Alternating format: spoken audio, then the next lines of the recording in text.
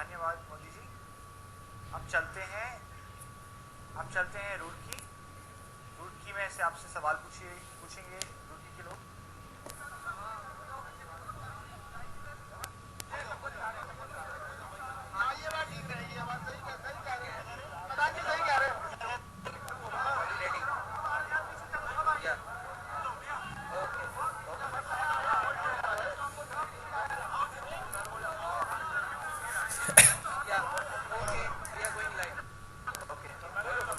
हाँ, नमस्कार सर, मैं लोकप्रिय श्रीवास्तव IIT रुड़की से अध्याय की चर्चा में शामिल हूँ।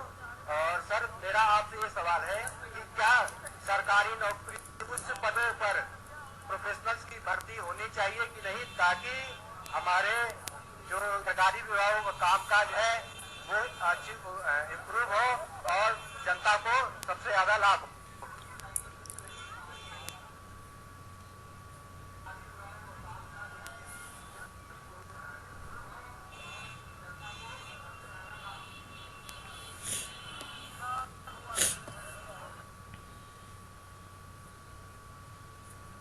आप IIT वाले हैं इसलिए बड़ा तगड़ा सवाल पूछ लिया आपने। ये बात सही है कि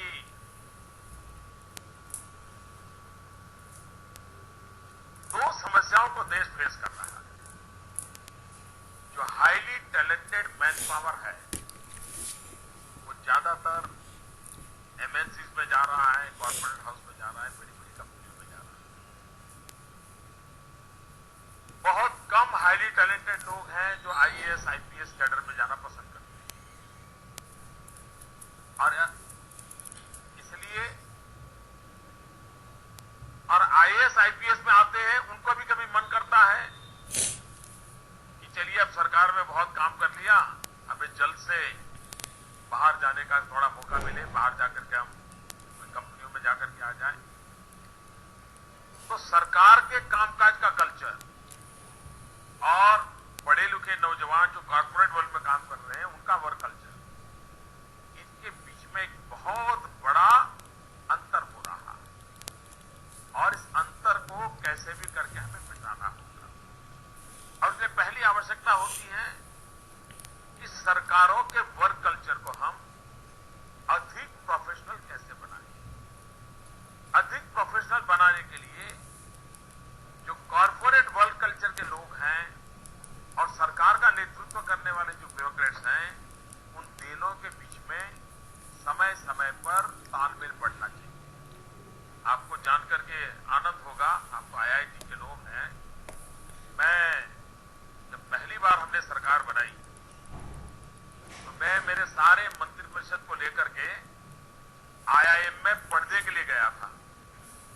और IIM में जाकर के हम सभी मंत्री, सभी सचिव 3 दिन वहां जाकर के आधुनिक क्या सोच है उसको समझने का प्रयास किया था और उसके कारण हमारा भी सोच में बदलाव आया था। तो ये इंटरफेस की व्यवस्थाएं हमने विकसित करनी चाहिए।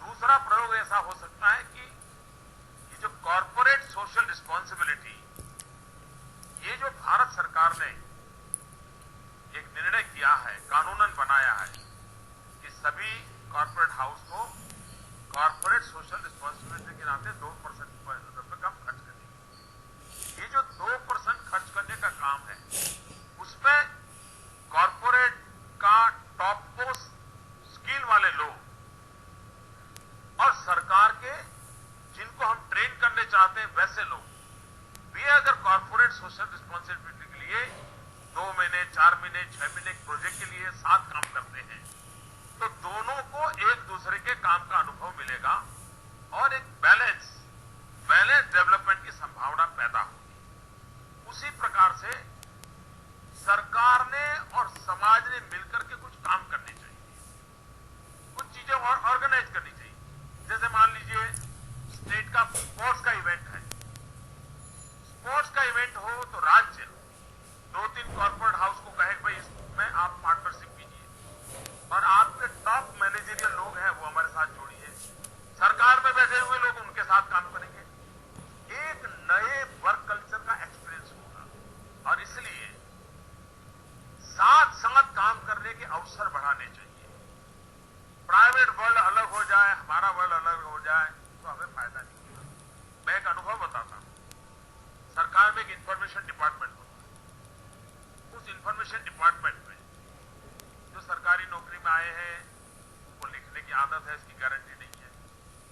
उनका कैमरामैन है तो उसको कैमरा चलाना आता ही है, इसकी कोई गारंटी नहीं है। तो हमारे सामने सवाल था कि इसको प्रोफेशनली अच्छा कैसे बनाए। तो हमने जो अच्छी मुद्रा जैसी इंस्टीट्यूशंस हैं जहां से लड़के पास होकर के निकल, तो उनको रिक्वेस्ट किया कि भाई देखिए देश के लिए भी कुछ समय देना चाहिए। और बहुत ही ब्रिलियंट लड़के उस समय हमारे यहाँ इंफॉर्मेशन डिपार्टमेंट में काम किया और हमारे पूरे इंफॉर्मेशन डिपार्टमेंट की सोच, हमारे सरकार के पब्लिकेशन का सारा रंग रूप बदल गया। एक नया ब्राइट कल्चर सरकार के अंदर आया।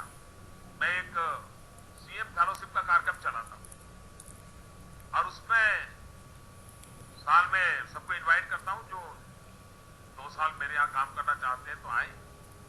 जब मैं करता हूं 1200-1500 एप्लीकेशन आती है, उसमें से हम 10-12 नौजवानों को पसंद करते हैं और फिर हम उनको काम में लगाते हैं और हम उनको ज्यादा धन नहीं देते, ऐसा ही खाने पीने का खर्चा निकल जाए उतना ही देते हैं और वे 50 लाख 1 करोड़ रुपए का नौकरी छोड़ करके आते हैं।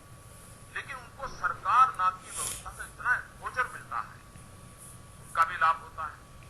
और सरकार को ये नई सोच वाले नौजवान आते हैं, टेक्नो से भी नौजवान आते हैं, गूगल के साथ उनका रोज का नाता होता है, उसके कारण उनकी स्पीड बहुत होती है, नई सोच होती है। तो सरकार में भी एक नया प्राण पूरने का काम ये नौजवान बच्चे करते हैं। तो हमने जितने ऐसे प्रयोग हम करेंगे तो कभी ये महसूस नहीं होगा कि एक बार सरकार में घुस गए तो जीवन कहीं अटक गया और एक बार प्राइवेट सेक्टर में चले गए तो रुपया पैसों के सिवाय जनता की सेवा करने का मौका नहीं मिलता है। ये दोनों उलझनों में से हम लोगों को बाहर ला सकते हैं और बहुत आसानी से एक लचीला फ्लेक्सिबल मैकेनिज्म डेवलप किया जा सकता है। लेकिन मैं मानता हूं आपके मन में भी, आईआईटी विद्यार्थी हैं, आपके मन में कोई स्पेसिफिक सुझाव आए तो मुझे मेल कीजिए, मुझे फेसबुक पर भेजिए, ट्विटर कर सकते हो। I will be happy to understand your ideas also. बहुत अच्छा, आपका सवाल बहुत अच्छा था।